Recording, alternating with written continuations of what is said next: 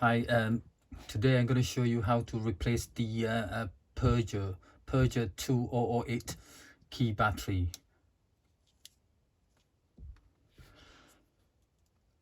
The battery is in here. The battery is in here, yeah. So we need to remove the cover. Okay, this is mechanical key. Use flathead screwdriver. Rest the screwdriver here. You see there's a gap there. Yeah, push it in. Just push it in like that, yeah. Nice, gently. Up. Yep. Here's a CR2032 battery.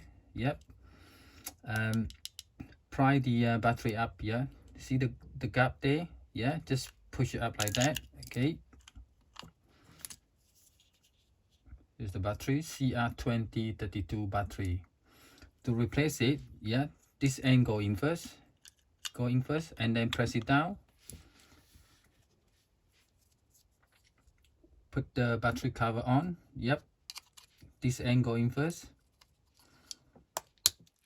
Yep, it's all done. Okay, thank you for watching. Please subscribe to the channel. Thank you so much.